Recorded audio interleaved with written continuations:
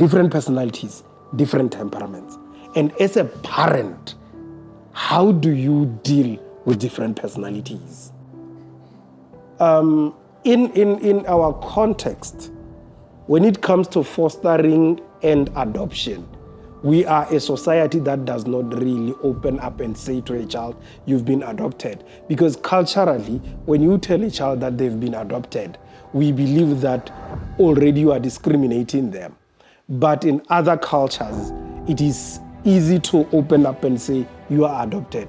And always you hear a phrase saying, I'm treated like an adopted child. So that on its own shows that discrimination.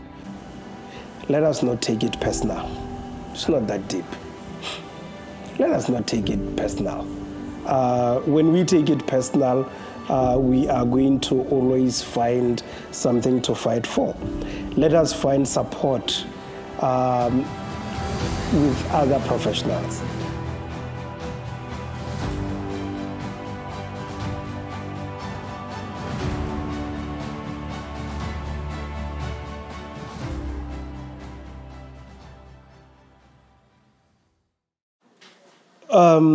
Welcome back, guys, to another solo. We are going to be running solo again this time around. As I told you that you sometimes you want me to do it alone, and I'm going to be doing it alone today for your own benefit. And the topic that I'm going to be looking at, it's one that was suggested by somebody that I met who told me, you know what, I watched your podcast and I think you should talk about this one day. And I said, okay, it's fine, I'll do that. So welcome to a chat with Dr. Joe, and I'm your host, Dr. Joe. And today we are going to be looking at something that is, I don't know whether to say is close to my heart or something that when I think about it, it makes me sad. I'm going to be talking about sibling rivalry. I don't know how you guys are doing. I had only one sibling who was 2 years older than me, and he passed on last year. So I don't have a sibling. So I don't know what exactly it is now that the sibling rivalry. And for me, the most painful thing was that when we lost our mother 31 years back, we were separated. So we grew up separated. So a lot of this rivalry, I could not really experience it. I only saw it from other people. And today I want to go straight into it, because usually when there is funeral, when there is wedding, when there is unveiling, when there is an event in the homestead, there is always a challenge, because there is one sibling or siblings who are really fighting amongst themselves to say, no, things should be done this way, things should be done that way. Others are no longer talking to each other because that is how they grew up. So what exactly is sibling rivalry? And as a parent of more than one child, we always dream that our children will grow as close as possible. That is the dream of every parent. As a parent, my dream is to see my boys growing up as BFFs. And this is what we sow in them. This is what we plant in them. That is the picture that we want as parents. To have our children growing up, loving each other, supporting each other, being able to talk to each other. Being able to open to each other before they can open to any other person. Basically, we are expecting them to literally be the best of friends. But the reality that we are currently seeing, though, is that when you are raising 2 or more kids, you are dealing with widely different personalities and temperaments. And that is where the problem starts. Different personalities, different temperaments. And as a parent, how do you deal with different personalities? How do you deal with different temperaments?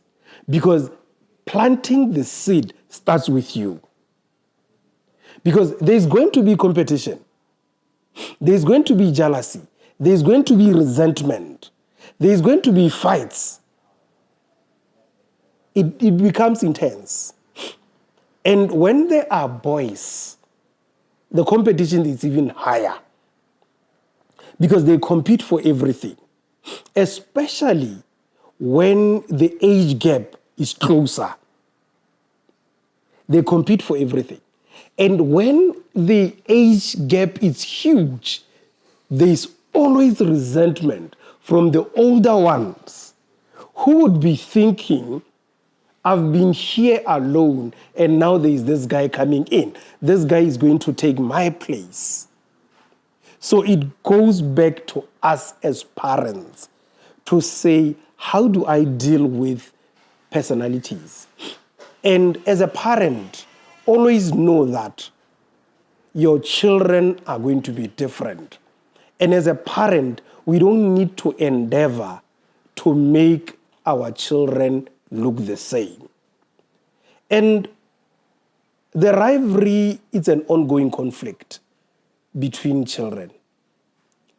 And it can happen to blood-related siblings, step-siblings, and even adopted children. Or, in some cases, foster children. In our context, when it comes to fostering and adoption, we are a society that does not really open up and say to a child, you've been adopted. Because culturally, when you tell a child that they've been adopted, we believe that already you are discriminating them. But in other cultures, it is easy to open up and say, you are adopted. And always you hear a phrase saying, I'm treated like an adopted child. So that on its own shows that discrimination. So the rivalry as a parent that you need to look for when they're still younger will be verbal, how they talk to each other, will be physical, the fighting, will be name calling, will be bickering, where they are always saying things about each other, constant competition for the parental attention, voicing feelings of envy. You see, when you look at all these that I've talked about, this is when they are younger. And they harbor all these emotions. And when they are older, they now start acting on these emotions. The one who suppressed will start maybe resenting the other one. The one who was dominant would want to continue the dominance. And this one might cut them off. And then they start being frustrated because they are no longer talking. So as parents, we need to be careful in terms of how do we deal with children within the homestead. The moment we favor, the moment we are not fair, we know that we are planting the seed of resentment amongst the siblings. That is one thing that happens. So, what causes sibling rivalry? One of the things is major life changes. Kids react to different things. So they can just think because you've moved from one place to the other, it means the other one was the one who was saying that. Then one of the things as parents that we always miss in terms of this is when your child knows that you are going to have a child. We don't want to have such conversation. expecting another child always creates conflicts. The other one will feel that they are not enough. This is why you are making another child. They will feel the other child is going to take their place. So we need to have conversations. I'm not saying we need to go into the nitty-gritties of how the child is made, and maybe the child was a mistake. We need to have a conversation. And getting divorced, divorce is bad in different ways, because divorce can be stressful, Mobani. And they can think the other one might be the cause of the divorce. And they might harbor anger and everything against that one for the rest of their lives. So it is important to always come to the table. And then age, as they grow, they look at things differently, and then they start developing other issues against each other that can also cause the rivalry. And when they don't resolve their issues as young children, they grow with that. One lack of conflict resolution skills, it's critical, because when they cannot resolve their issues while they are younger, they might end up growing with that. And then the other thing is jealousy. Oh yeah, this one, it's a natural inclination for children.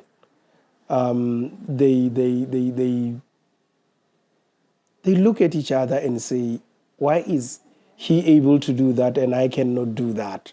And the jealousy sparks competition, and the competition will grow with them to a point where, as a parent, you are even afraid that they may kill each other. And as I said, family dynamics, chronic illness, special needs, being treated differently based on birth order, or had negative behavior reinforced, all these things. And as parents, this is one of the things that the family dynamic, it's one of the things that really hits hard for parents. Sometimes you are positively discriminating the other person because they might have disability, they might have been born with this and that, and then you try to do this, and then the others are going to be looking at that and saying, but why is this person treated this way? That is one of the things that we need to take it serious. And as we grow, we realize that sibling rivalry end up causing a lot in terms of relations, in terms of social cohesion within the family. And research has found out that sibling rivalry, it's often filled with psychological and physical aggression, which traumatizes children, leading to high instances of depression, anxiety, and anger in later age. So, sibling rivalry, it has this psychological aggression, and this psychological aggression ends up traumatizing other children. So then you have childhood traumas, and the childhood traumas, when they move into adulthood, you realize that now you are going to be having attachment issues, avoidant attachment, fear avoidant attachment, all those attachments where now you cannot build relations with other people, because it started with you at home not being able to easily adjust and being able to form positive attachment with your siblings. So that in the long run can create attachment issues and can also create anxiety. This is why now we are hearing people talking about having social anxieties. I cannot, all those things. It is because there was a cause to that. anger. People who are always angry, you wonder what happened. So you realize that they started fighting as children. They grew up fighting and they normalized fighting. And now fighting is normal. When they get into the workplace, they continue fighting. So, in fact, sibling aggression may be more damaging than bullying. So it hits more into the psyche of the person. And we cannot talk only about the problems without talking about the solutions. As parents, firstly, let us avoid taking sides. That is the first thing. As parents, let us avoid taking sides. Let us encourage solutions without taking sides. Let us rooting skills to come up with solutions. Conflict resolution. Let us set limits, like no name calling, physical contact. So let us manage our children. And let us teach them empathy, encourage them to love their siblings, to be courteous to their siblings, and let avoid playing favors. That would help us to raise children that love each other. So let us avoid, let us encourage, let us set, let us teach, let us avoid. So we avoid taking sides, we encourage conflict resolution, we set limits, we teach empathy, and we avoid favoritism within the home. So you realize that majority of sibling rivalry comes from the parents. So as parents, let us raise our children to be better human beings. And how do we handle sibling rivalry in adulthood? Let us not take it personal. It's not that deep. Let us not take it personal. When we take it personal, we are going to always find something to fight for. Let us find support with other professionals. If this is happening, let us look for professionals for mediation or for your own help. So let us not perpetuate sibling rivalry. Arona avoid to do it. And let us accept the reality of the situation. And sometimes let us be the bigger person in handling all this. Let us invest in our own families. Let us get additional support that is needed. And at the end, I would say, rivalry between siblings is grounded in each child's need to overcome potential feelings of inferior. So it means as parents, we need to teach our children that they are enough. Because the moment we don't teach them that they are enough, there is always going to be a feeling of not being enough. As a means of reducing competition, siblings often differentiate, de-identify, developing different personal qualities and choosing different niches. Let us not try to be the same. Let us not try to be the same. Be yourself. Create your own identity.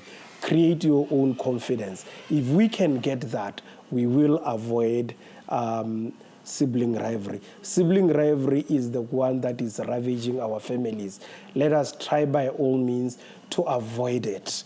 So with that, I believe those who are going through this can get hold of us at the office. We can help heal those wounds, heal those traumas. So get hold of us and we will work with you. We've been doing cases of sibling rivalry. We are trying to rebuild family reconstruction, individual reconstruction. So if you are going through this, you can always come and we will help you. Don't die alone. There is a hand that is willing to help you. So with that, I hope we are going to meet next time. But don't forget to buy our tickets. We are going to be having our motivational seminar and book launch on the 16th of August at Ave Maria from 2 o'clock up to 10 o'clock in the evening. We are expecting different people from Botswana, Lesotho, South Africa to come to this event. So don't be left behind. See you next time.